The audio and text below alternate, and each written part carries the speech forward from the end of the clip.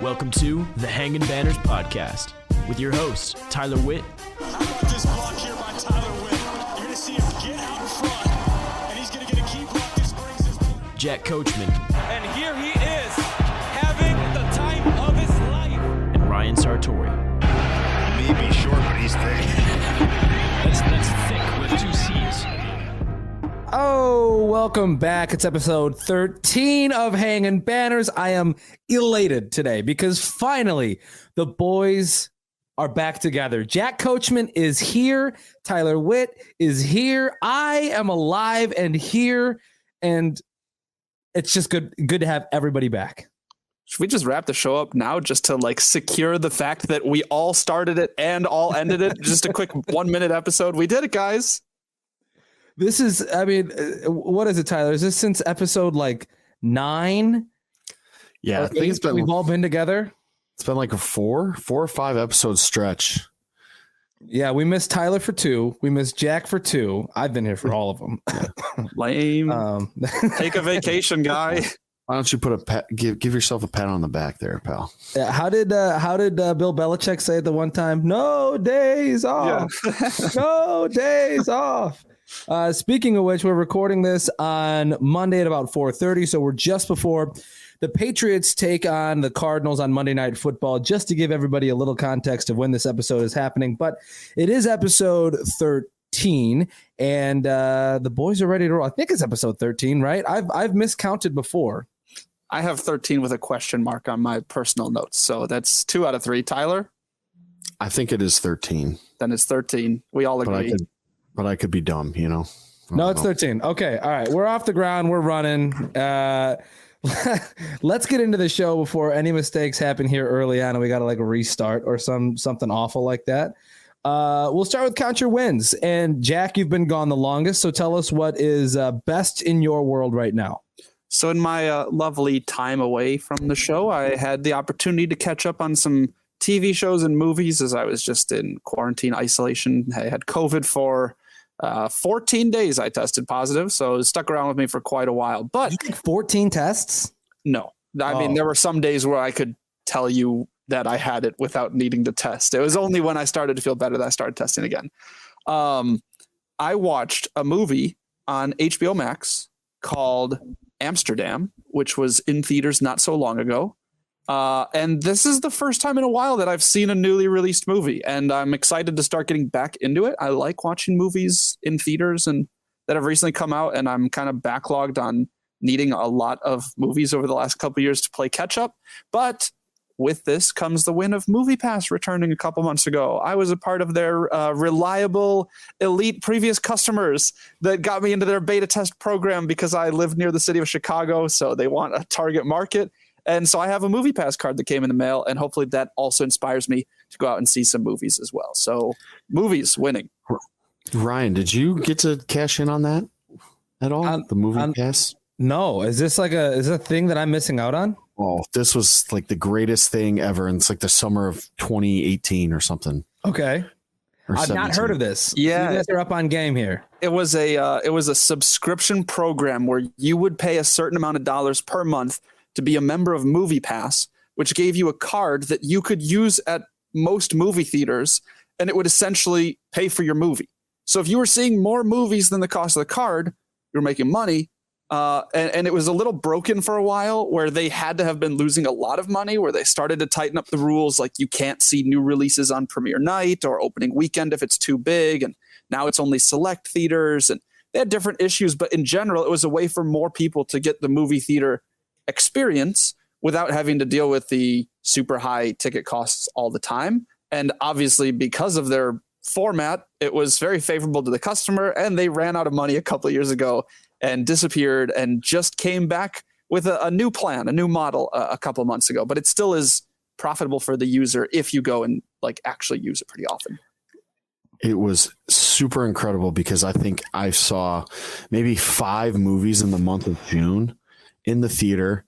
And the way it worked was I was able to compound my rewards for the theater we had was Regal. So I would get all the rewards for buying a ticket, but not have to actually purchase it myself. So I get God. a free ticket, and then I'd go in and I'd use my points and I'd get a free popcorn. So I was going to the movies for free every time. It was the best thing ever. Yeah, it was for a while just $10 a month or $12 a month or something. It was crazy low. It was broken. It was absolutely broken. But I definitely saw some terrible movies just because I could. If I could get in for free. Yes. The worst movie going experience I think I had is at a Tuesday at 11 a.m. I went to the Hollywood Palms in Naperville to see The Nutcracker and the Four Realms. And I'm like, movie and lunch sounds good. This is the only thing on at 11 a.m., but it's free. So I'll go do this. And it was a terrible movie. I hated it. I would have never seen it without Movie Pass. And so hopefully that trend starts where I can just see everything again. Okay, that brings up a good question here, at least to start the show. What is the single worst movie you've ever seen? Like maybe doesn't even have to be start to finish. Like what's the movie that made you turn it off? No, just in general. I'll start with my answer because I think all of us can probably relate to the fact that like you'll do a lot of stupid things at the the initial stages of a relationship. You'll do a lot of like dumb things, like waste your time type stuff, right? So my girlfriend and I, Nikki, have been together for 10 years. And I remember, at the very beginning, you're in high school and you'll do whatever dumb thing to be like, oh, I love you so much, whatever, right? You're basically just a little simp. We sat down to watch a movie with her two very young sisters at that point. They were both under the age of 5. And we sat down to watch a movie. The name of it escapes me. Maybe Freebirds? I think it was called Freebirds. Oh, that was from like a few years ago, right? This was, it's within the last 10 years. It was like turkeys or something? It was turkeys, and it was so bad that we watched the first 25 minutes, and Nikki's mother, who was also watching it with us, was like, let's fast forward and see what happens later in the movie. And like we watched another 5 minutes and they're like, okay, let's see how it ends. We ended up spending maybe 40 minutes on this movie that had like an hour and 20 minutes of runtime. It was that bad. Wow. Yeah, I gotta find the one. We sat down to watch this movie when I was at Western Kentucky, and we didn't get through it. It was just did not finish. Oh, it was Hail Caesar, I believe it was. Hang on 1 second. Because I want to, the stars of this would tell you that this might be a bigger movie. This Freebirds, it had Woody Harrelson, Owen Wilson. One of the story writers was David Stern, not that David Stern. But two turkeys from opposite sides of the tracks must put aside their differences and team up to travel back in time to change the course of history and get turkeys off the Thanksgiving menu for good. And they've got like Native American turkeys as they travel back in time that they team up with and stuff like that. I'm watching the preview right now. But that was one of the worst movies I've ever seen in my life. Wow. That doesn't sound good at all. I'm reading about this premise. Luckily it's like an animated movie, so they got some big names that might draw you in, but ouch. Yeah, not very good. No. Amy Poehler was in it. Holy hell. Now I'm looking at the cast. Anyway, that's the worst movie I've ever seen. I'll open it up to you guys. Yeah, so as I was saying, mine was called Hail Caesar. It's a Coen Brothers film. We watched probably the first 45 minutes of the movie, and it was just people talking to each other, just dialogue, boring dialogue. And we were looking at each. I'm looking at the cast. Sorry. It's an awesome cast. We thought the same thing. We were like, oh, this has got to be good. It's got George Clooney in it. It's pretty acclaimed. We really could not get past like the first 45 minutes, hour of this movie because it was just them talking.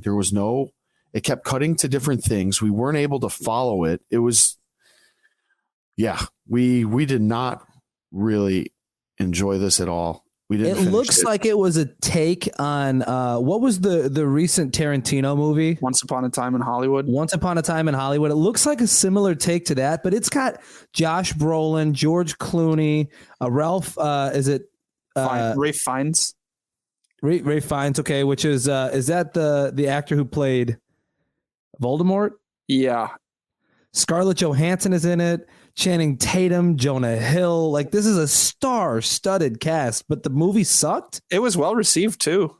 It's one of those like movies that like I think all the critics are like, oh, this movie's spectacular. It's like one of the best movies ever, and then all the audiences hate it because it's boring as hell. Wow. Coen Brothers movies do have a lot of like slow moving dialogue, right? Like the Ballad of Buster Scruggs was one that got a lot recently. The Ballad of Buster Scruggs. Yeah, that was nominated for Best Picture 3 or 4 years ago, I think. It won Best Original Song. See, like Coen Brothers are like very reputable, but you're right. There's a lot of talking in those movies. I don't know. Coen Brothers, I enjoy No Country for Old Men because at least there's something, right? Like there's the plot of the whole serial killer. Hell, Caesar. Yeah. You know, the audience score is a lot worse than the critic score on Rotten Tomatoes. I'm putting that on my list. I recently just watched Shawshank for the first time. And so now I got to put No Country for Old Men on that list now that you say that. But not to derail the conversation, Jack, the worst movie you've ever seen. And by the way, these are two gentlemen here that like have seen some movies. These are like media connoisseurs in a way. They consume a lot. So Jack, what's the worst movie you've ever seen? This is really hard. I can't think of it. There are a lot of movies that I think are way worse than other people think. But it might be that Nutcracker in the Four Realms movie was actually so bad. The other one that I saw also with Movie Pass was 2019, I think. It was called The Kid Who Would Be King. And that actually was very popular. I hated it. We reviewed that on a show that I was on North Central Radio. And I was like scolded by my colleagues for how much I hated this movie. I felt like it was unwatchably bad, but people really liked it. So that's a band of kids embark on an epic quest to thwart a medieval menace. Yes, it's a riff on what is the what is it originally? The blank Who Would Be King? Is it like the Sword and Stone? It is a little bit. It has like the Arthurian. It's The Man Who Would Be King is the original. That was a Rudyard Kipling story, and there's been a lot of riffs off of that.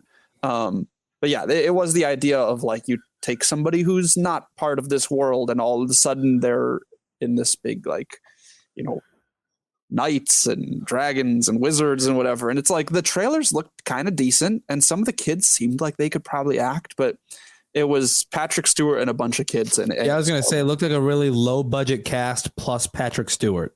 Yeah. Yes. You nailed it. So I guess that would probably be my pick, but I don't remember. Got it. Okay. I mean, these are all very valid answers. That's a tough question. That's a hard question you brought. No, I mean, especially like put it just on the spot, right? It's like it's a tough question, but it got our brains thinking, right? Now we got a full podcast ahead of us to get these things out of our way. I still have to hit my count your win, and so I'll go quick. You do. Do we? Oh, Jesus. Yeah, I haven't done that. Oh, yeah. Yeah. Geez. All right. Well, I'll go quick. This past Saturday was a lot of fun for me. Number one, I'm a big hockey guy now, huge hockey guy, but only in-person hockey. I will not watch it on TV. I'll go in person all day long. But started the day on Saturday going to what we talked about last week. The North Central Cardinals hosted their first national semifinal game in school history. They hosted it. It was for football. And it was supposed to be this crazy tight, super competitive game. And for the first half it was, and then it wasn't. The Cardinals absolutely dominated Mary Hardin-Baylor, a team that ran it up on them last year in the national semifinal, and the Cardinals repaid the favor this year. I think the final score was like 49-14 or something like that. They dominated this team. It was awesome to be there. Super cool to catch up with some old friends. The voice at the beginning of this podcast is a gentleman named Sam Corbett, who voiced that opening portion of the show for us. Sam was my freshman my last year at school. And he's somebody that I helped bring up through, you know, like, this is how you do it. This is like, help them like see like how you do the thing. And now he's the sports director, and he's calling a national semifinal game. And it was just super cool, kind of a proud moment for me to see him say, hey, at halftime, and be like, I'm proud of you. Like, you're the guy now. So that was a super cool moment. And then, like I said, the Cardinals won. That night, we ended up coming back to Rockford, and the radio station that I work with has a close relationship with the Rockford Ice Hogs, who are the minor league affiliate of the Chicago Blackhawks, which is super cool. but they're doing this teddy bear toss. So the first goal scored of the game, everybody in the stadium is supposed to throw a teddy bear on the ice or some sort of stuffed animal on the ice. Those are going to be donated to like local hospitals and stuff like that. And so they had me and a couple of my coworkers go on the ice to help kind of pick it up. We got to do some social media stuff. And we also were sitting like 5 rows from the ice. It was very fun. Hockey is much more fun in person when you're seeing like these gigantic, you never realize how big these guys are, especially on skates. And then you see some of them in person and they're like, the person I always think of is Zdeno Chara, who was like 7'4" on skates or some crazy shit like that. So I'm officially a member of Rockford. City. I got myself a little Screw City hat. So now I am a Rockfordian. It's awesome.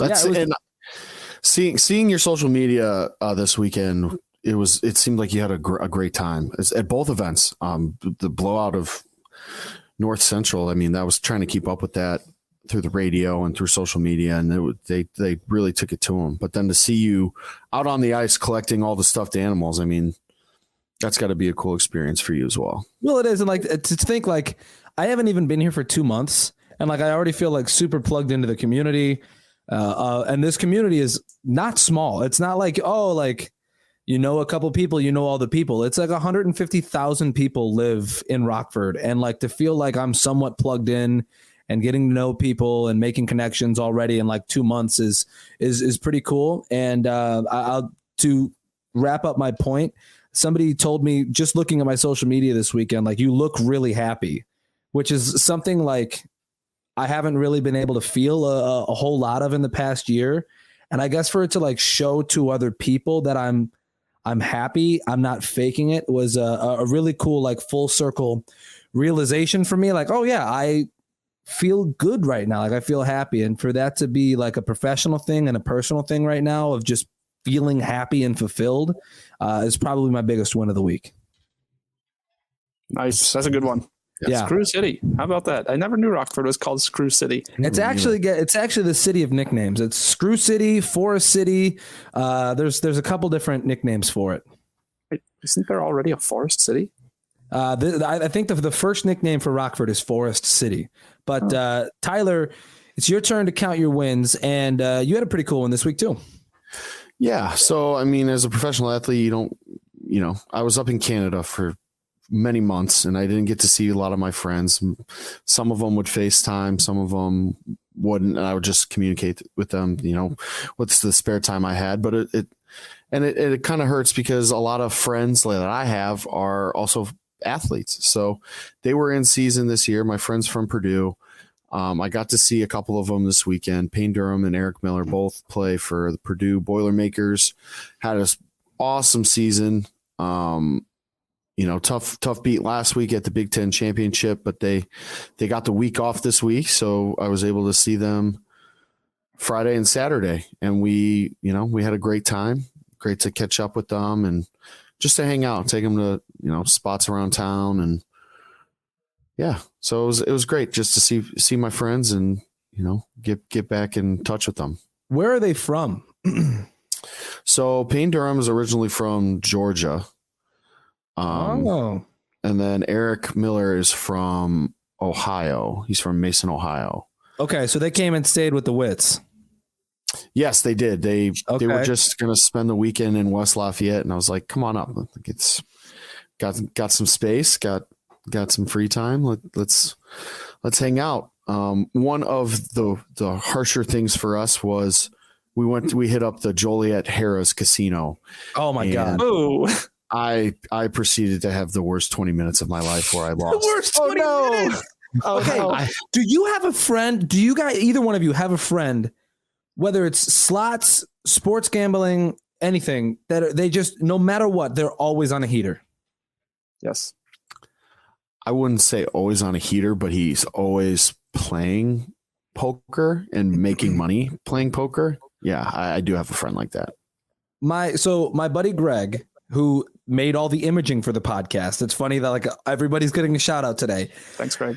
Yeah. Every time I go anywhere with him, we could, if it's a bar and they've got 3 video slots, You'll sit down, you'll turn around, and he's gone. You're like, I know exactly where he's at, but other people have been like, where'd Greg go? He's at the slots, and he will show up 10 minutes later, be like, I just made $600.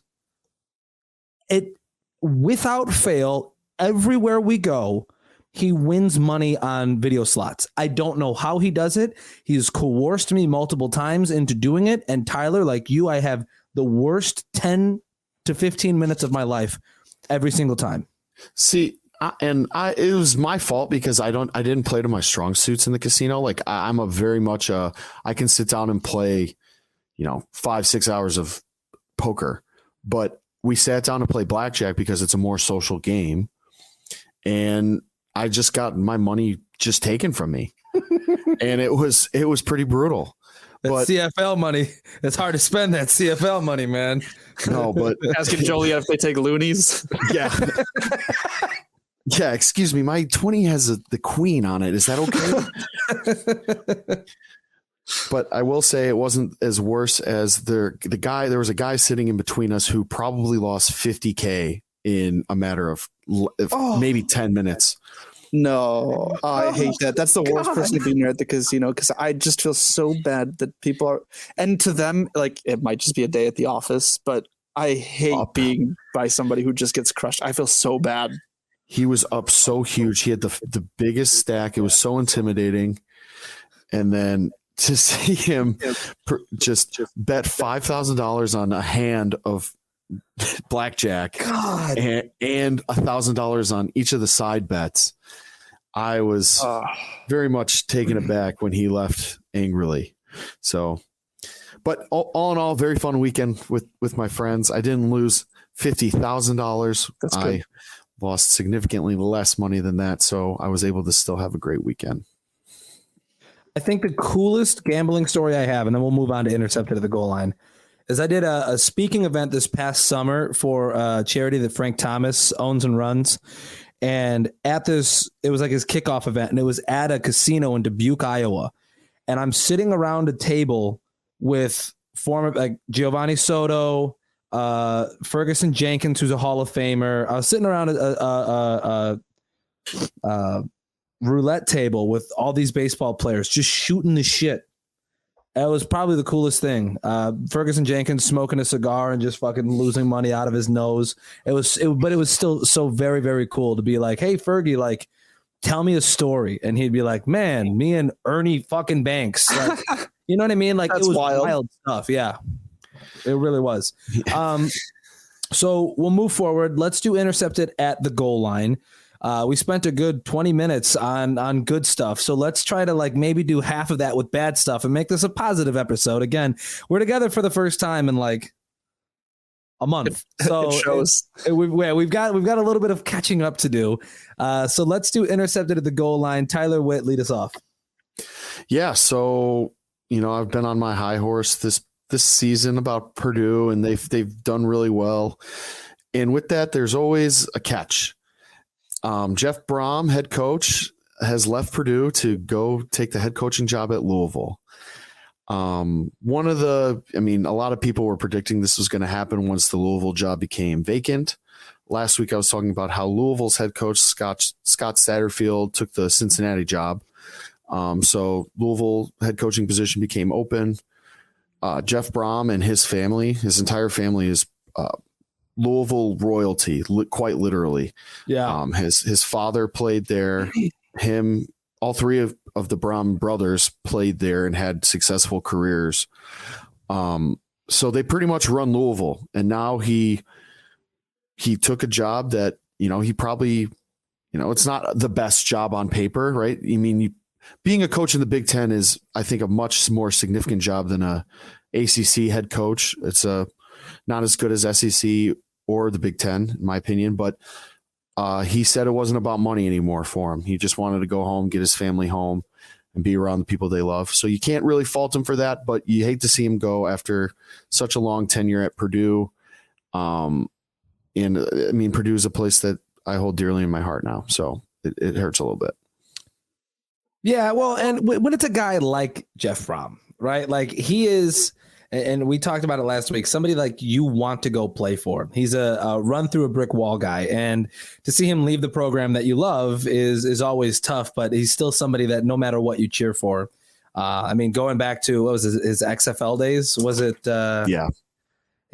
Is this or is this not the XFL? Do I have a heartbeat? Let's play football. Like, he's an endearing guy. You want him to be on your team. And when he's not, it's upsetting. Yeah. I mean, honestly, I have a lot of gratitude for Jeff. Like, this isn't like, it's not an interception at the goal line that I'm mad about. It's just something that, you hate to see him go, because this man gave me pretty much every opportunity I've had to play football and help me. Without him, I would not be here in the position I am.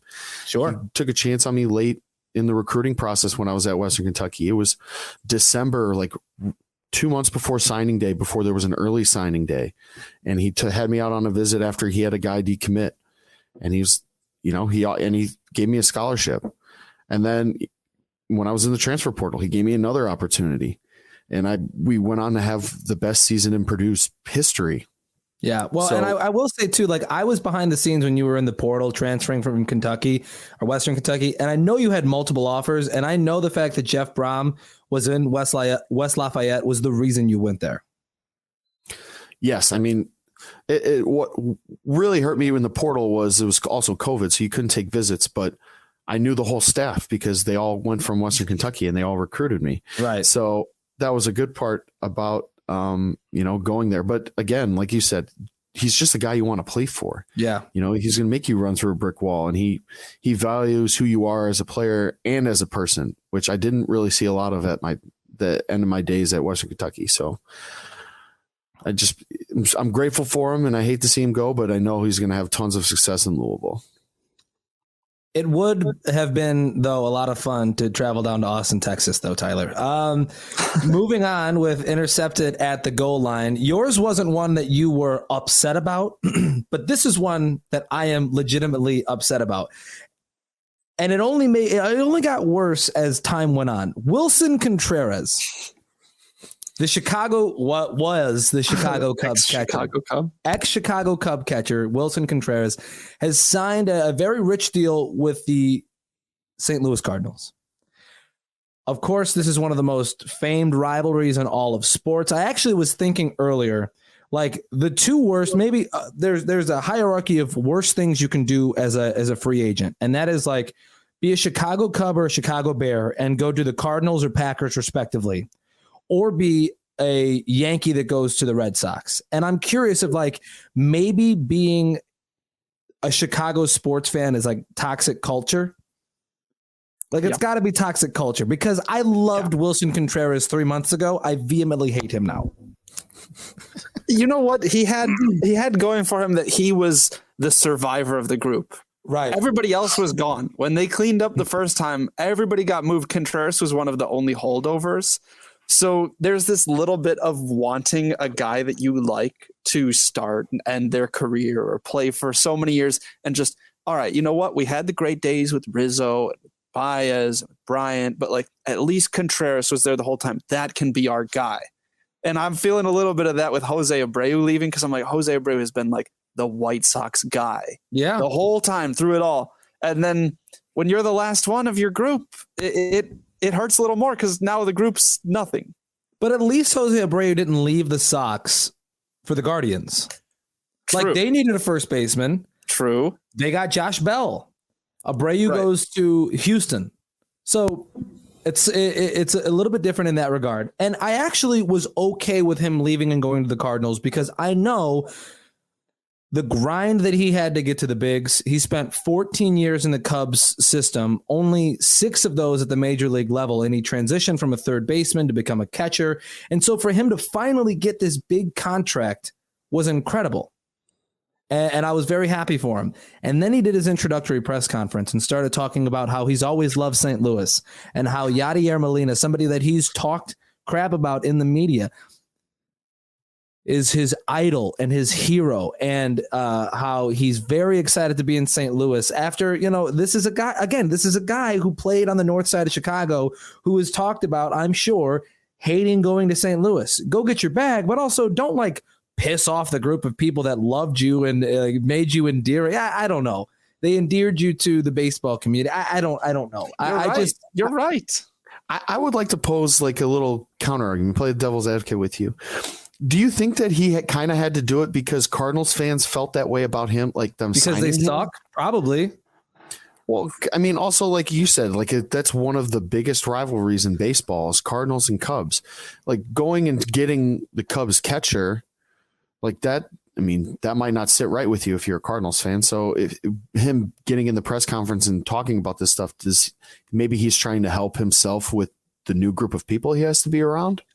I mean, that's obviously part of it. And the sports fan in me, there is the intelligent sports, like, I'm not a journalist, but like an intelligent sports personality who understands that some of this is showmanship and trying to now endear himself to a new community that obviously hates North Side of Chicago as well.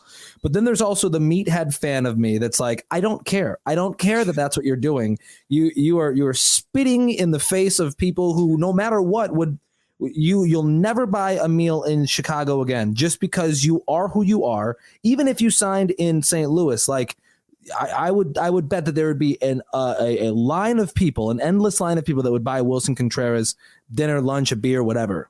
He'd never buy another meal. But then you go and you do this kind of stuff, and it's like, this is the type of thing that like ruins you and turns you into a villain in a place where you were once the hero. It's the old Batman adage. You either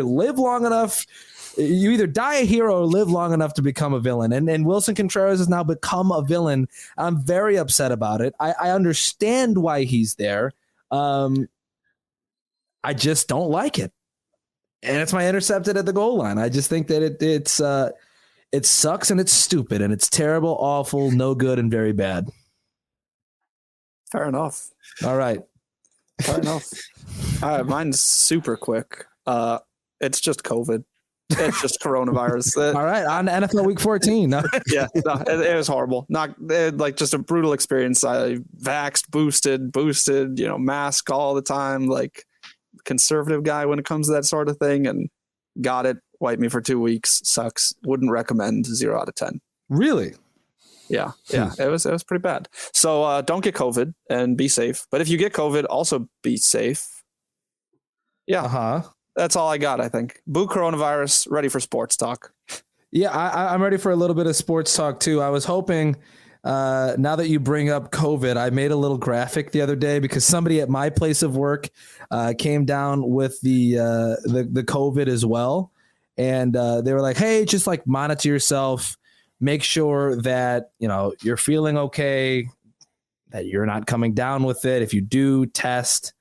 And I ended up making this. I hope this works. Yeah, here we go. Oh. Which, if you remember, like the famed... If you remember the famed Odell Beckham line where he says, I don't think COVID can get to me. I don't think it's going to enter this body. I don't want no parts of it, and it don't want no parts of me. It's a mutual respect. That's where I was at. It had been years that COVID's been around. I hadn't gotten it. I thought we had an understanding, COVID and we clearly were not on the same page. But to those just listening, it's that graphic that like ESPN or whatever posted, and I put my face and my name on there as if I was the one giving the quote. So that's what I sent to my employer. I was like, duly noted. Anyway, let's do NFL Week 14. It was an entertaining week of football, but we've got 1 point rundown for you. Again, gonna try something new. I hope this works. Let's see. The music is working. Music is working. 1 point rundown for NFL Week 14. We start with their football. The Raiders went out to LA to play the Rams. Baker Mayfield. Wow. The most impressive part of the in this one was the fact that Baker had only been in LA for 3 days, and somehow it worked out the timing with his receivers and figured out the offense and everything. It was a little nuts. Baltimore at Pittsburgh. The year is 2022. Mitch Trubisky was just intercepted by Roquan Smith. Neither of these players play in Chicago. Also, this was this week's game of the week. Philly at New York. The Giants plus 7.5 seems so smart. Till it wasn't. Philly blows out the Giants in an NFC East matchup. Cleveland at Cincinnati. I don't know if there's anything else I want to say about Cleveland games until Deshaun Watson gets good. It's so good to see him be bad. Thank God Deshaun Watson is bad. It's really, really quite a treat. I cut the music off to bring you the 1 point from Houston and Dallas. Houston Texans, what happened? How it's lose to Dallas Cowboys? What when is your man? Houston, what when is your man? Double L, I'll find out you in a minute. Okay, James. Got a little angry there at the end. Houston, what happened? Minnesota at Detroit. How does 425 passing yards not equal a win against the Lions? Kirk Cousins is a bum. New York Jets at Buffalo. I'm truly asking. Coming down. I'm truly asking, is Josh Allen running the ball the way that he does? Does it hold longevity? It looks like the guy can take a hit. He's sturdy. It looks like he was built by the Amish, but it just doesn't seem like it's sustainable. No, it can't be. It really can't. Coming down the stretch here, Jacksonville at Tennessee. The Trevor Lawrence coming out party is in full swing. Please never let Urban Meyer coach again. It cannot happen. Kansas City at Denver. Of course, the game that they actually flex Russell Wilson out of Sunday Night Football ends up being an entertaining game where he has the best game of the year. Also, Jerick McKinnon is dead to me. Carolina at Seattle. Most of the year, he's looked like G-yes rather than G-no, but the last 4 weeks, it's been more like a G-maybe. No giggles? Fuck you guys. Tampa Bay at San Francisco. Brock Purdy is proof of how insanely talented this 49ers team is. He is a moderately all right quarterback, but still they blow out the Bucs. It's also cool to see Tom Brady exploring new kinks as he was choked. I don't know if you guys saw that meme that was going around Twitter, but he was getting sacked, and the meme is just somebody like holding his throat, and he looks scared. He's exploring new kinks here in his newly single life.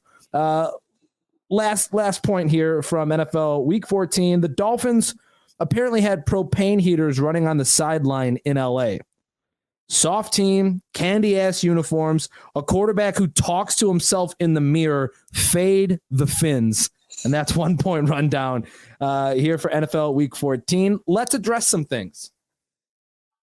Any things. Oh, that was not a specific thing that you wanted to address. Browns Bengals is where I'd like to start. And just, I want to reiterate what you said. I can't believe that we're actually getting this miracle situation where the Deshaun Watson Browns are somehow not better than the Jacoby Brissett Browns. And so that's $230 million, hopefully flushed down the toilet for the Cleveland Browns. I hope so.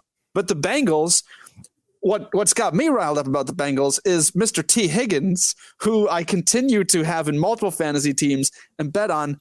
He was questionable at the start of the week. They took him off the injury report. They're like, he's healthy. He's going to play. He tweaked something in pregame warmups. It was not reported. Then they put him out for one snap and sat him for the rest of the game for health reasons. So anybody who bet a T. Higgins related thing lost their bet because he did play, even though the Bengals pretty much knew all along. And this is the second time this year that they've done that, where they're like, we're just going to keep him safe and not play him. Then don't make him active.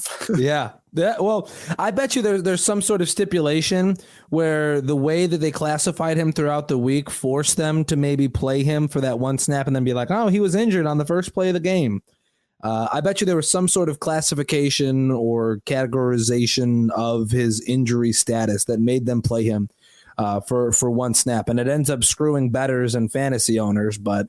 And this is already the shady Cincinnati Bengals team that has another injury-related thing that's come up in the last week, which is Jesse Bates from Sunday before, faking an injury against the Chiefs or quotes, faking an injury. I guess they have claimed. Okay, this is coming from a scorned Saints fan talking about fake injuries. No, I'll hold it. We'll talk about it later. Somebody pick a new game. I do also want to interject real quick. There's a real possibility that people didn't hear the first half of 1 Point Rundown. I don't know how that music is going to come through on the audio. So apologies if that happened. But Tyler, what was the game you wanted to bring up? I really want to talk about Raiders Rams. I mean, I think it's Baker Mayfield's performance at the end of that game. I mean, we need to talk about this for a second because the everything that went into that. I mean, being there for 2 days and being a quarterback, you have to know so much information, and to do what he did on 2 days of studying and practicing, maybe one like real deal practice, and probably a walkthrough.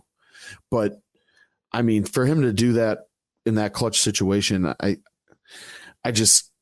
It blew my mind. I was watching it in a restaurant and I was like, oh, okay, 1 minute left. There's no way they win this. And then I get out of my car and I check my phone and they ended up winning. I was like, oh my God. Oh God, they did it. Yeah.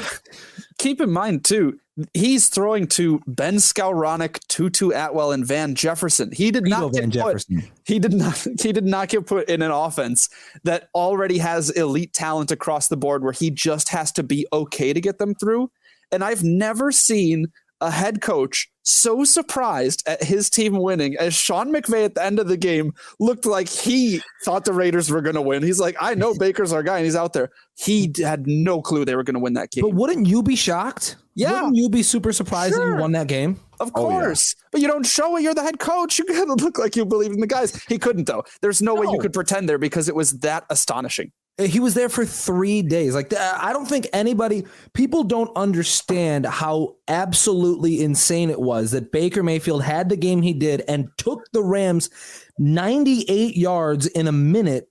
And then he didn't hit like a wide open wide receiver. He hit a timing route to a dude he's known professionally for 72 hours.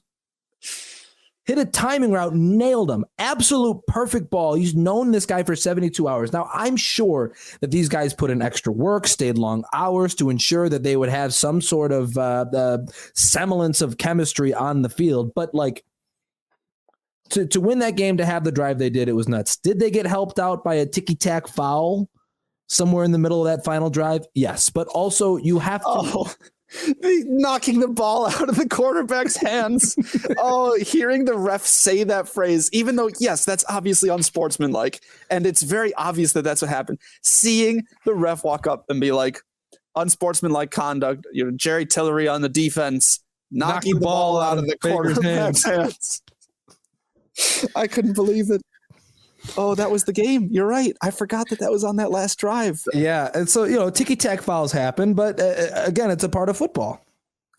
I don't know. The main question that was running through my head was, so there's got to be like a Cleveland curse, right? Like not all the quarterbacks that Cleveland has drafted have really been that bad. It's just the organization itself. Well, think about why they moved on from Baker Mayfield, right? Like, to some extent, sure, you can say like he wasn't getting the job done, but you can also point out the fact that like all of last year, he was playing with an injured everything. Like he had a banged up shoulder, banged up elbow, banged up knee and hip, and he was all over the place. And they gave up on him to bring in some sexual assailant and guarantee him $250 million. And they give up on Baker. Doesn't get a real good chance in Carolina. Also a team in Carolina that is completely void of talent.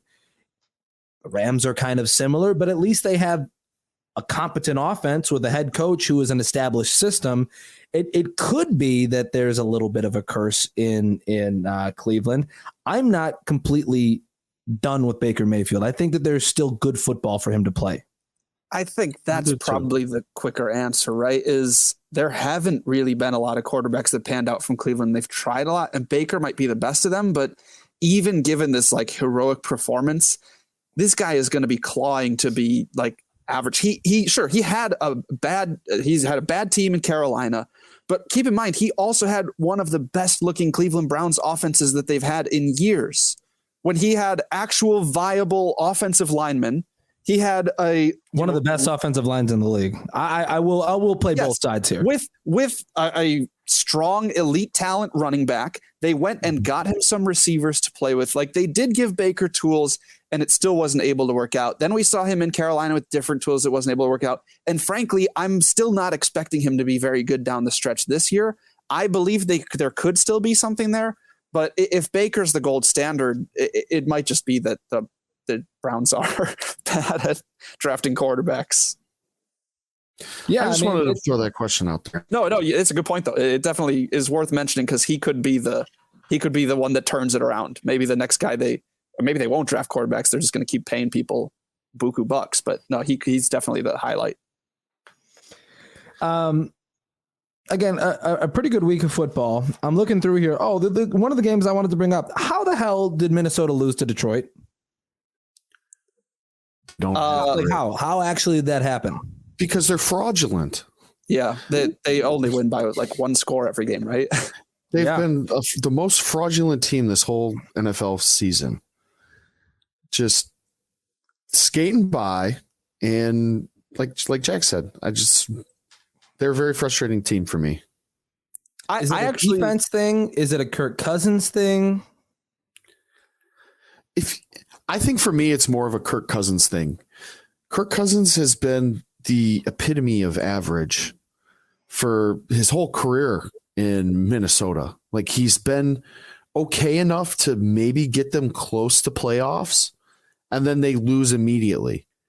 So, like, I just don't think that they really have it in them. I'm not saying like they don't have good players on their team, because the whole league's good, but it's just, I think it's just not there. And the fact that they've won so many games, I think people are thinking that they're bigger than they should be. I don't like the Vikings.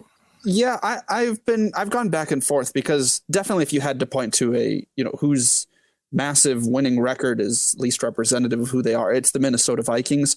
But at the same time, they are frauds in their winning record, but I do think they are a legit team. I think they're for sure the class of the NFC North, which is a pretty weak division, so it's not saying a ton. The NFC conference in general is it's down. So I do think the Vikings are still one of the better teams, but they're not a team that you should go into a game with confidence. I mean, Detroit was actually favored in this game, right? During parts of the week, yes. At kickoff, at kickoff, the Detroit Lions were between 1 and 1.5 point favorites. Oh. So that means that the experts out in Nevada saw that, okay, this Detroit team actually has an offense that's kind of frisky, and the Vikings don't exactly have guys who like really put the nail in the coffin. And that's one of the concerns about the wide receiver position, I think, in the NFL, is you need a really good receiver to be really good, but a really good receiver can't carry your team. And that's where Justin Jefferson might be the best receiver, but that alone is not going to be enough for the Vikings to beat the Cardinals, the Dolphins, the Bills, like teams that they beat earlier in the season. They can't reliably beat again, but they can hang. Yeah. Well, and I think that maybe the style of offense that they run is to be blamed a little bit, right? Like, if you throw for 425 passing yards, that means that you're throwing the ball an awful lot. Dalvin Cook has been good this year, but I don't know that they've used him as much as they could to maybe add a little bit of depth to that offense. Every time I watch them, it seems like they're just throwing. There have been weeks where they're up big, and they're just putting it in the gut of Dalvin Cook. But like, I don't know. Correct me if I'm wrong. No, you're right. He's been fine. He's still good, but it hasn't been his best year, and part of that is because they don't get through. As a Dalvin Cook fantasy owner, I have been on a roller coaster of emotions about him. So yeah. It's been and that's very up and down. Like Yep. I'm looking through here with the games remaining. Does anybody have final thoughts from NFL Week 14? Yes. I think that what I learned is the San Francisco 49ers defense may be the best side of the ball that anybody in the league has. It's up there probably with the Chiefs offense, Yeah. Because I really felt like this Buccaneers offense, everybody's been healthy for a few weeks. Tom Brady's still fine. They got Godwin, Evans, Rashad White rising up. Fournette's back. I'm like, they can hang with the 49ers as is. Then Jimmy Garoppolo goes down last week. And so it's like, okay, Brock Purdy coming up. This is a matchup. The Buccaneers are a decent defense, or at least they have been for the last few years. And they just get smoked. To not be able to put up more than 7 points. I know that like the defense is the defense, but if a team has a weak offense, that does affect how their defense plays.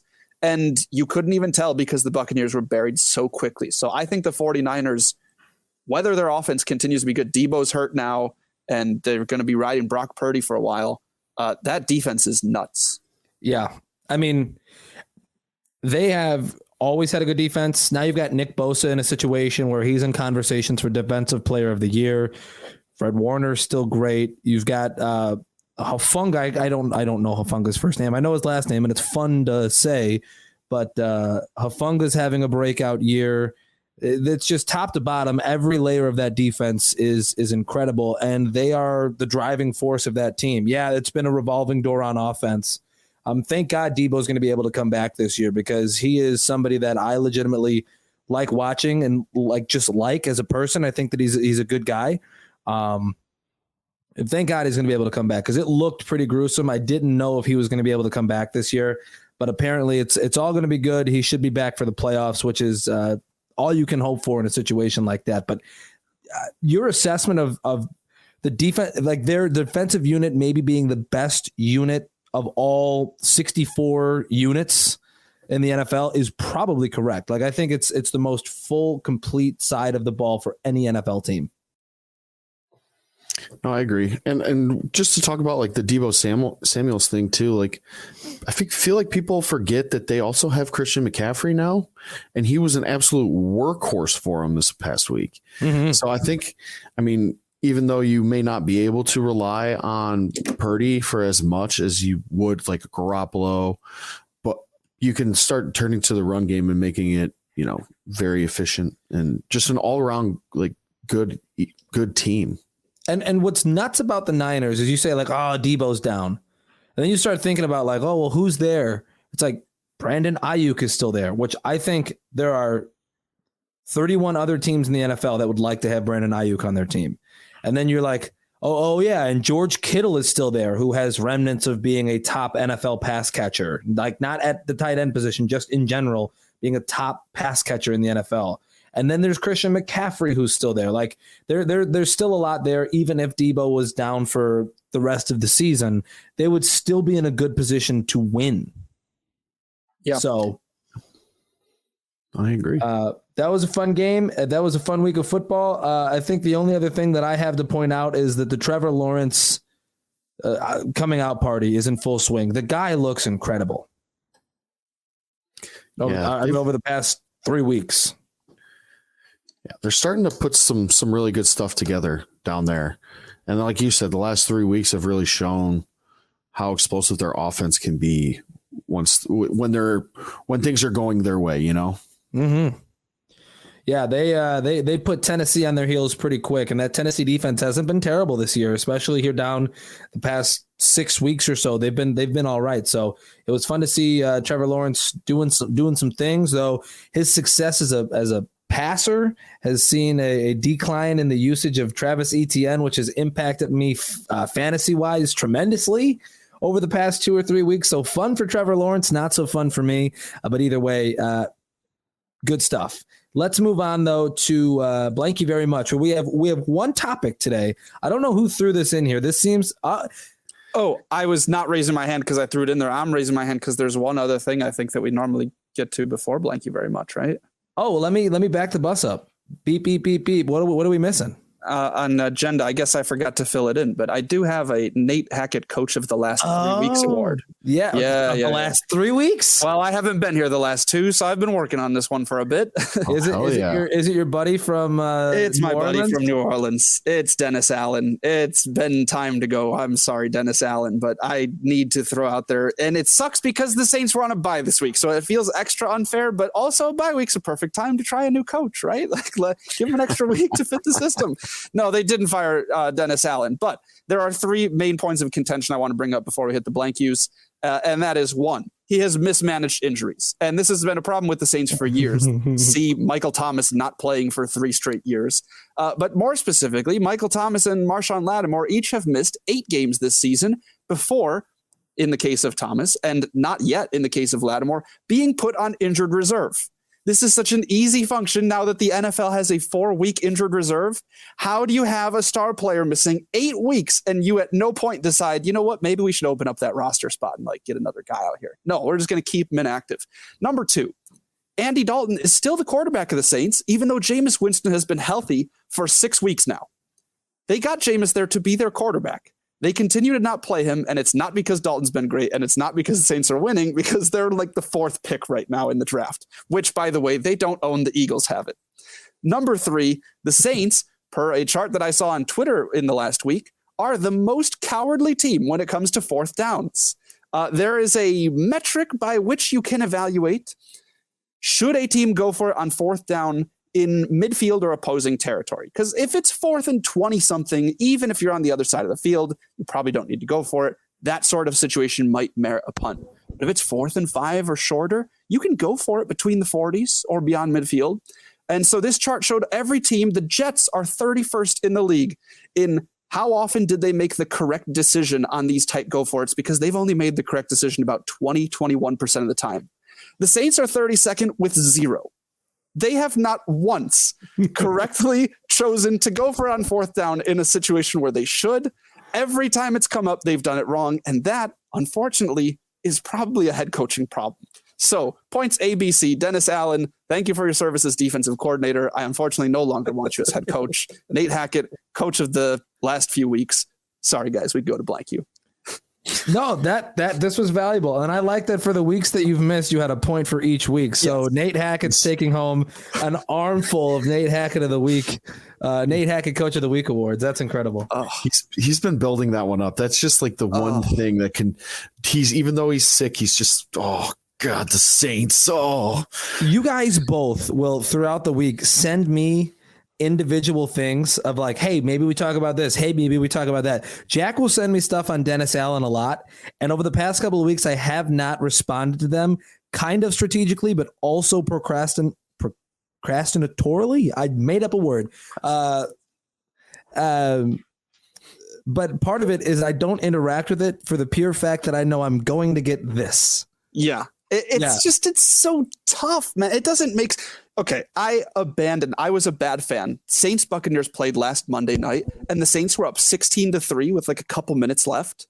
3 minutes left, I think. And I got a text from, I don't know, one of my friends. It might have been you, Ryan. Might have been somebody else like, oh, you want to hop on PlayStation? I'm like, well, sure. I mean, this game, I don't need to see the end of this.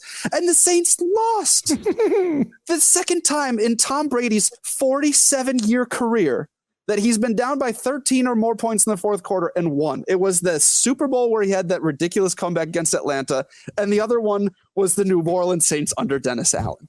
That's 2 out of like 1,000 games that this guy's played. I'm over it, and I won't mention Dennis Allen's name on this podcast until he gets fired.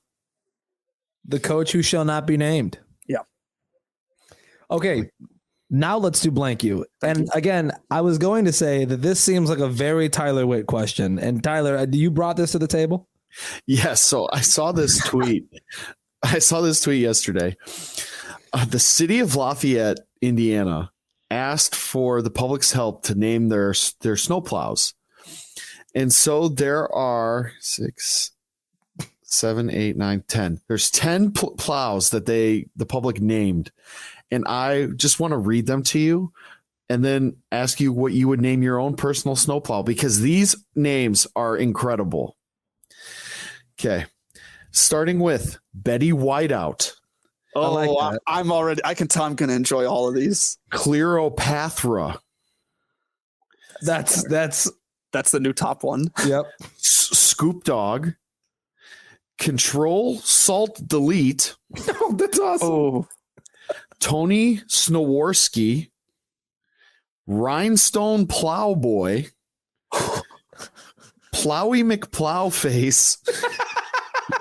You had to know that was coming. I had to know that one. Sleetwood Mac, Buzz Ice Clear, and Frost Responder. So, That's strong. I mean, all of these are fantastic names. And I just wanted your opinion on what you would name yours. Yeah, Control Salt Delete was great. Like Cleopatra. That's so good. Cleopatra is number one. That's nuts. Okay, I have to admit that I had to look up what I would name my plow. The name that I saw that I loved that I didn't hear in this list that you have given us is No More Mr. Ice Guy. Ooh, that's nice. Yeah. No More Mr. Ice Guy sounds about right. Oh man, I wish I had seen this. I could have thought of some really good ones, I think, because when I just read this prompt on its own and then you started talking, I kid you not, the first name that came to my mind is going like the college mascot route where you just pick a regular name and then say like the first. So every time your snowplow dies, the next one is like the second to third. And I'm like, just give it a regular name like George or something, right? So it's like, oh, there's George the Third, and it's like George the Third, and it's like, yeah, this is the third snowplow that the city's had, so they just keep naming them all George. That was my first thought, but I want to see it. Oh, there's got to be a clever one somewhere. The city of Lansing has a couple of names that they have put out there as well. David Plowy. I guess it would be Plowy. Plowy, yeah. Lord Coldemort. Ooh. Plowy McPlowson, Snowy McPlowface. I'm looking for some other good ones. See, that's the tough part, though, is those are all just business. Yeah, those are all just taking a word and then matching it to a syllable that sounds the same. The list that this Lafayette had, there's a lot of like, they managed to fit 2 or 3 words that are all relevant in the names. And that's where I'm very impressed. Tom, Jesus. Jack, you'll understand in a second. Jack, I think you might like this one the best. College basketball season is upon us. What about Tom Blizzo? Oh, see, it's clever. It's clever, but like you could just take that and throw it on anything. There's got to be. That's a project. Next week we're gonna make sure that one of us has some super intricate snowplow name. Tyler, what would you name yours? I didn't really think of one just because this list I thought was so good. Like I think fine. That's fine. I think off of this list, Rhinestone Plowboy just stands out in my head so much, and it put Rhinestone Plowboy. It put the song in my head, and it's been in my head for 2 days now, and so I think I'd have to name mine the Rhinestone Plowboy. I dig it, or I plow it. I don't know. All right, that's thank you very much for this week. A good one, Tyler, and your homework for next week, Jack, is to make sure that we know what your plow name would be, and it has to be incredible because you're getting a whole week to work on it. Yeah. Here I go. How about this one? This is a recent one. How about Spider-Man Snow Way Home? That's what you're going to name the plow? Well, because it's getting you home, yeah. I'm trying to think clear. Like no. Clear. All right, We'll get better. Yeah. I'm making a list. I'm buying time for you. There we go. That even better. I want a hierarchy for next week. We're working on it. All right, let's move on to low hanging fruit. Let the hilarity ensue. I want to go first here because I got a little bit of media to pair up with our story here. The Vikings are pulling out new helmets for their Christmas Eve game. They're going to do a whiteout, and I'll let this TikTok user tell us about the helmets. The Vikings announced winter whiteout, home game against the Giants on the 24th. People want to know, are they wearing a white helmet? Are they doing some alternate thing? Today we got our answer. So it is going to be a white helmet, but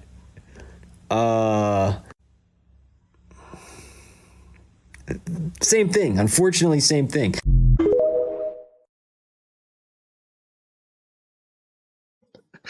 Say again, Jack. That TikTok noise at the end hit me so hard. Oh God!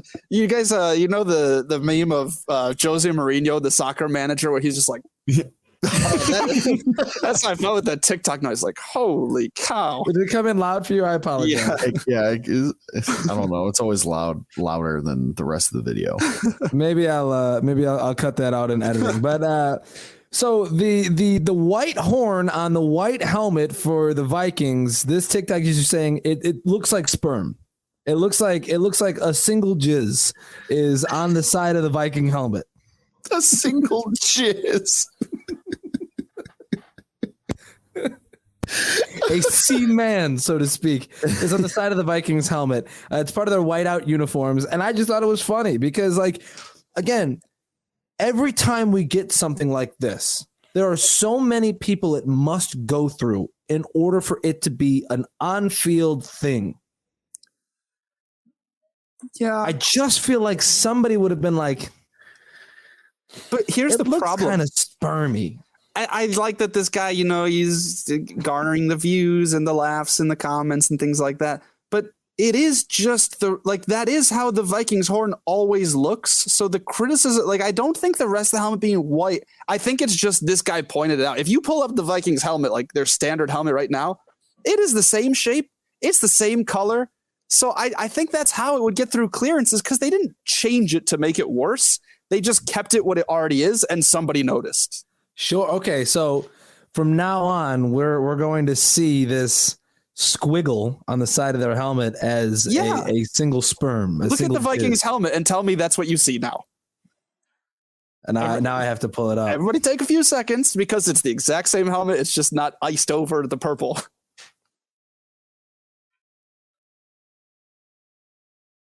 Yeah, I mean that's a jizz right there. It's the same shape. It's just once you see, you can't unsee it. So maybe the whiteout just brought it out. Impregnating the purple egg. What?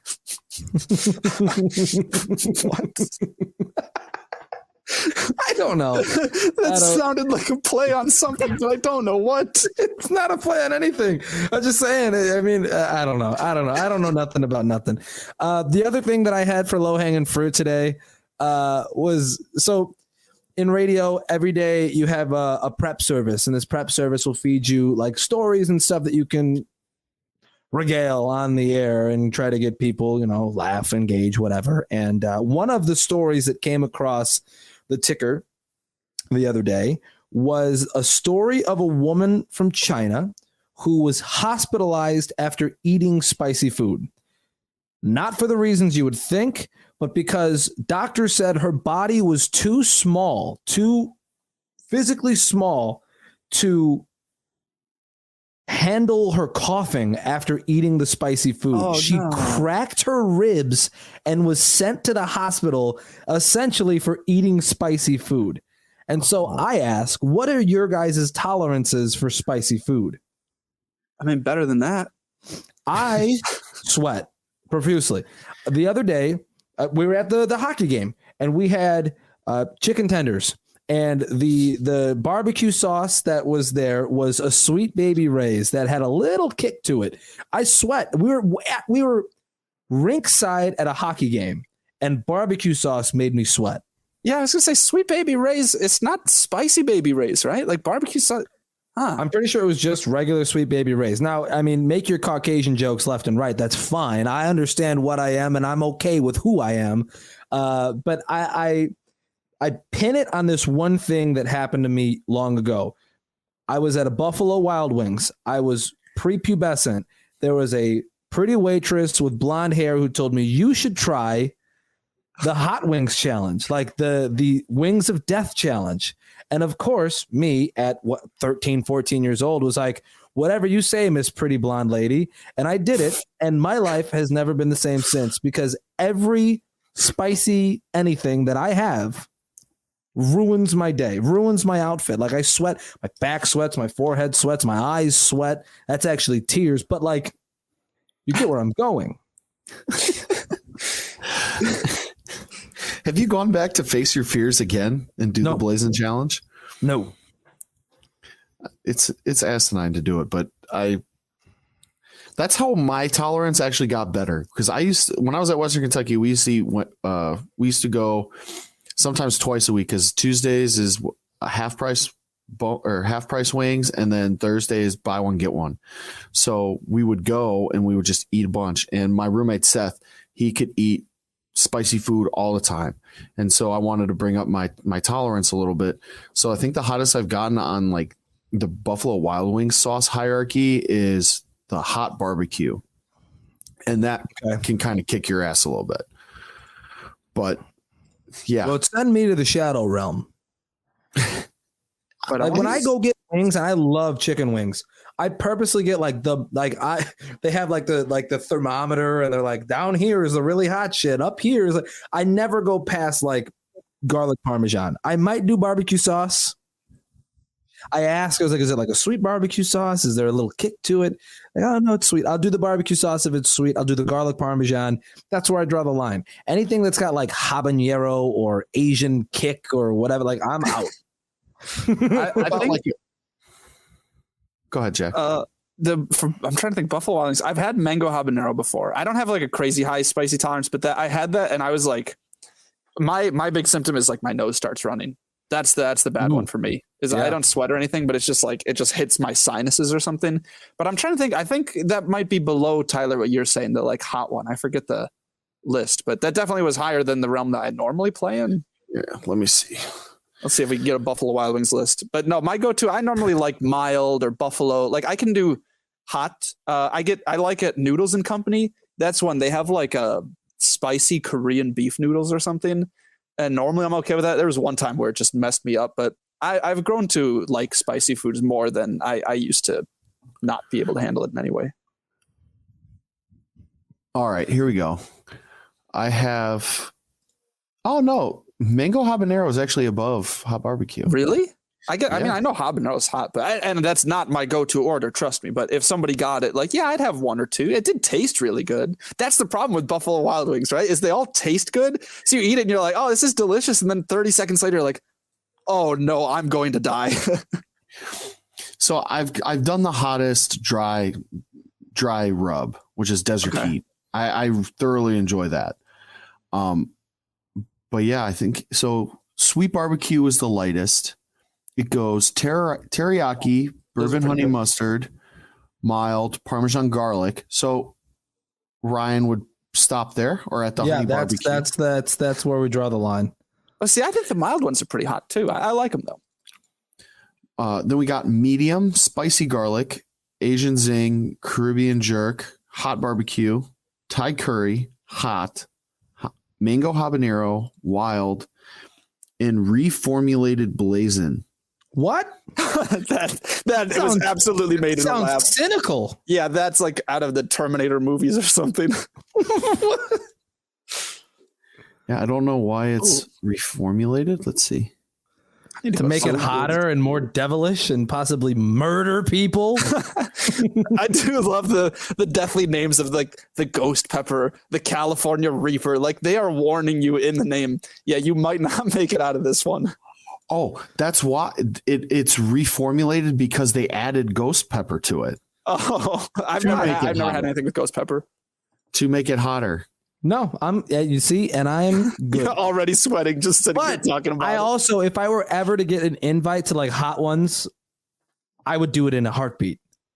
I would be the ugliest, just saddest looking individual you've ever seen on hot ones. You could just do that. Snot running, sweat dripping. I would just look like a deformed mess, like a melting ice cream cone, like just kind of into a seat. I'd go pale, but I would do it just so that I could have a good conversation with the Chicago man, Sean Evans.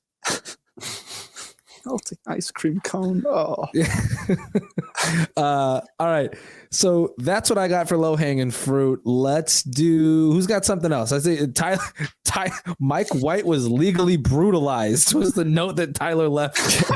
Yeah. So if you guys got the chance to watch the Jets game, you could probably watch the legal abuse that Mike White took, courtesy of his offensive line not playing the greatest. So here's a little rundown on what happened to Mike White on Sunday.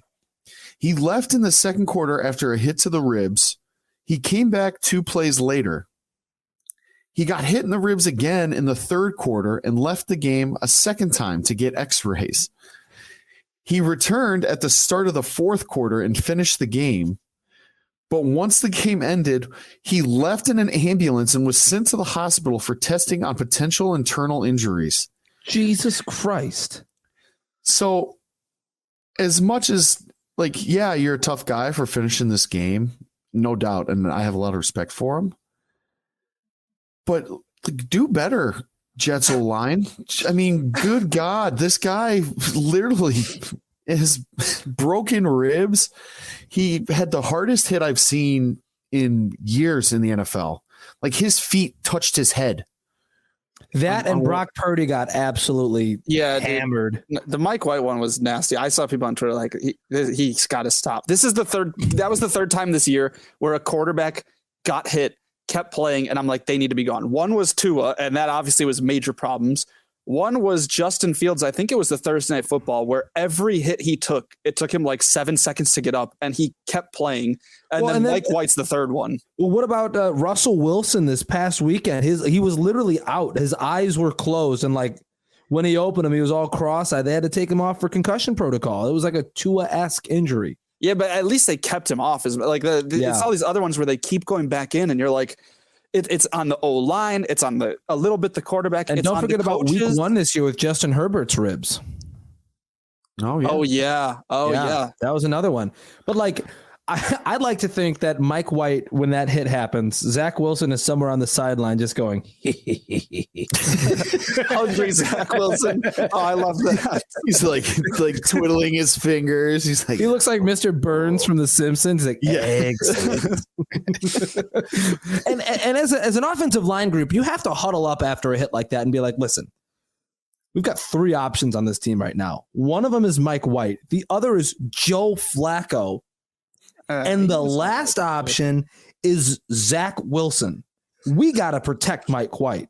Zach Lame Duck Wilson just hanging around because he's under contract, but they don't want him. Hungry Zach Wilson. Yeah. I like that hungry Zach Wilson is actual Zach Wilson. Yeah. No, that I was listening. Zach Wilson. Was that last week or the week before? I'm listening. I'm like, oh, that's so true, though. Yeah. Hungry to get back out there, too, man. Be better, well, Zach and Wilson. willing to do anything. Yeah. He's like signaling plays into the defensive line. He's like, shift over. Oh, no. He's got cards up like he's in college. Oh, that'd be so bad. Wait, it was Arizona State. You guys remember the story from Arizona State football earlier this year? Yeah. That the coordinators and the assistants were giving the plays to try and get Herm Edwards fired? Really? Yeah, they were giving information to other teams because they wanted their head coach fired. So they were giving teams the script on how to beat them, essentially. I didn't think Herm Edwards was that bad of a person or coach. I don't think he is. I felt like he was pretty respected. They broke a lot of like recruiting guidelines, a lot of stuff. They were under a lot of heavy scrutiny while he was there. Okay, so Mike White got his ass kicked. Jack, do you have anything for low-hanging fruit? Yeah, I alluded to it earlier, so I'll touch on it. Again, this is a little bit of Saints fan rage, but a little bit of just rage against the machine of the NFL, and that's the faking injuries thing. So here we go. So Cam Jordan against the Buccaneers in this game that, again, I turned off because the Saints should have won. Apparently, at one point decided, okay, if I can fake an injury and get off the field, like, they'll stop the clock. It'll give us time to regroup. It'll slow down this drive. There is tactics behind defensive players, pretending to be hurt late in the game to allow their team to re-strategize, catch their breath, whatever the reason, right? Cam Jordan pretty clearly looks at the sideline and kind of gets the go-ahead to do the injury thing, which surprises me because we talked about like Wilson Contreras. Cam Jordan's Mr. Saint. Like he is the Saints guy right now. So it hurt me a little bit to hear, but then the team overall got fined $550,000 between Cam Jordan, the coaches, the organization. Everybody got fined because the league's like, you can't do that. Faking injuries isn't allowed. It's a very hard thing to prove. Case in point with the Jesse Bates situation, where Jesse Bates sees that they have 12 men on the field. There's a defensive lineman jogging his way out, and the snap is about to happen. So Jesse Bates grabs randomly a part of his leg, falls down. They stop the clock. And the Bengals actually do end up winning their game against the Chiefs. He falls down and goes, yeah! It was. I have friends who are Bengals fans from the time I spent living in Southwest Ohio. And even some of the most avid Bengals fans are like, yeah, obviously he wasn't hurt. But the Bengals did not get fined. Jesse Bates did not get fined because they had him on the injury report at practice the next day with a groin injury, which legitimized the fact that he was hurt. And so then it's another point to prove that Dennis Allen is a bonehead. Yeah, if they had, I mean, I don't like this way. It's a little dishonest, but if they had just put Cam Jordan on the injury report, then the NFL can't be like, oh, so he was faking it, right? So Jesse Bates now also comes out, I don't know if it was today or yesterday, and says, actually, I've been receiving treatment on my groin for a while. Like, they're just doubling and tripling down on what very, very clearly looks to be a fake injury. And so I'm sick of it, but I also have to kind of step back and go, is this really where we're at during the World Cup? And we've got American football with all the flops. How did that happen? Yeah, that was something. I do want to point out really quick before we get to hang a banner. That was it Friday of last week when it was the quarterfinal that had Croatia and Brazil and that side of the bracket, where it was two games that went to a shootout. What a showing for soccer. I was ready to write it off and not watch for another 4 years. But what a showing, and hats off to soccer for putting on a day of their game that was incredibly fun to watch for people who have ADD. It was great. Not banner worthy, though? Not banner worthy, because I've got a very special thing for Hang a Banner today. But on the topic of the World Cup, and on a much more somber note, Tyler, I'd like you to lead off here with Hang Your Banner. Yeah, so I kind of wanted to hang a banner today for Grant Wall. He was the American sports reporter out in Qatar who passed away suddenly. We don't have a lot of information about how he passed away. We just know that after the U.S. played, or sometime during this past weekend, he just died. And it's very sad, just because if you go back and look at his journal or his career in journalism, he's got to cover a lot of really cool events and cool things that happened. He was primarily soccer, but he also got to cover people like LeBron. There was a couple tweets that I saw of like some of the big articles that he had a chance to write. And most of these covers that I've like recognized from being on my like grandpa's coffee table. He did one about LeBron when he was in high school. But he was a junior in high school. He did one on the women's team in the World Cup. He did one on David Beckham when he went to the LA Galaxy. And then he also did one on John Wall while he's at Kentucky. So, he's gotten around, and he's, had an influence in sports journalism that I've seen. And I think it's only right to give him his flowers and hang a banner for him because of all the great work that he's done. And, even up till his last day, he died doing what he loved. He died in Qatar covering the World Cup for us. So huge shout out to him, and thank you for everything you did for us. Yeah. And, this is to some people will probably seem like a blip on the radar and just kind of pass through the news cycle and whatever. But this is like, to soccer what Adam Schefter is to American football, or what Jeff Passan is to baseball. This is like their top guy, as it was explained to me. He was their top insider, top reporter for soccer all over the world.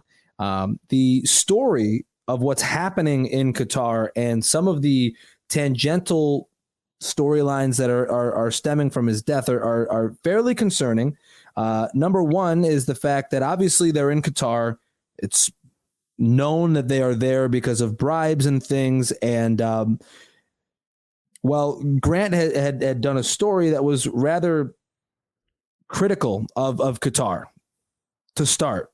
On top of that, he showed up to one of the games wearing a rainbow shirt. His brother is gay, and he was showing support for his brother and showing that soccer is for everybody. And he was not allowed to enter the stadium. He was met with some amount of resistance. And so there are people who are taking these things and making conspiracies, I suppose. The fact of the matter is that it's an American diet on foreign soil. It's very concerning that this guy just randomly passed away. And it shouldn't be anything that ever gets swept under the rug, because this is more than just a guy died. This is a tragedy.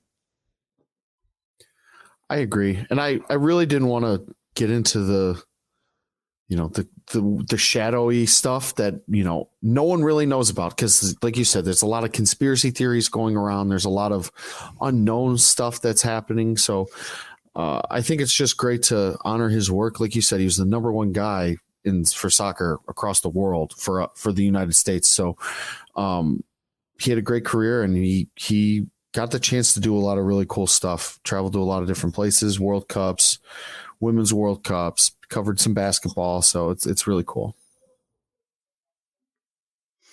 Yeah. And obviously we'll stay up to date on that Grant Wall story. If anything does sprout from it, I don't think even the cause of death has been shared with the public yet. So still a lot to talk about there. But as of right now, we say thank you for all your coverage, Grant, and rest in peace. And Jack, I'll let you pick up here. Yeah. No, so this is we'll swing it back to a lighter turn. I'm going to preemptively hang a banner for something that hasn't happened yet, but it's on the precipice. And that is Christmas music banter. Going back and forth with people talking about Christmas music, because I think Christmas music is generally pretty strong, especially in the pop variety. But there are definitely some like old hymnal classics that are also good. And so I love just like discussing, going around talking about Christmas music. So I'm excited because this is the time of year where I get to kind of listen to songs that I wouldn't listen to for most of the year, and then explore other people's opinions and takes and thoughts. And it is one of the more like pigeonholed topics. You don't get stuck in some massive conversation. Oh, who's your favorite musician? That could go on for days. But if you're just talking about Christmas music, we'll be done by the end of the year. So I'm hanging a banner for talking to people about it and to listening to Christmas music.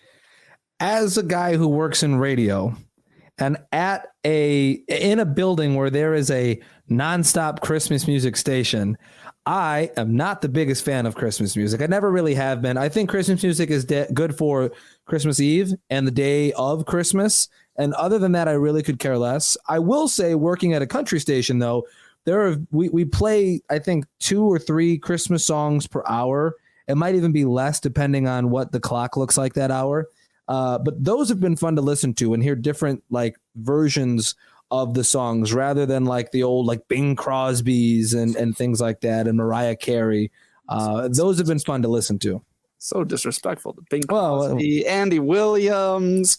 Bro, I like those versions. Don't get me wrong, I like those versions, but like when you hear them incessantly and nonstop, they get old. Any song does. Wait, so can we have this conversation right now? So what is your favorite? An hour and a half. No, we're at hour 26. We've got 3 minutes. Let's save it for next week. We'll talk about our favorite Christmas songs. Okay, we will put that in the pot for next week. The thing that I want to challenge you guys to is I want you to try and make a list. And I'll try and do the same because it's a creative project I'm looking forward to. Make a list of Christmas songs that you would not mind hearing in June. Christmas songs you wouldn't mind hearing in June. What songs are good enough as songs, classic, traditional, pop, otherwise, whatever it is, that you're like, this is such a good song, I could honestly put it on a playlist and be happy hearing it, because that is a testament to the value of Christmas music. Okay.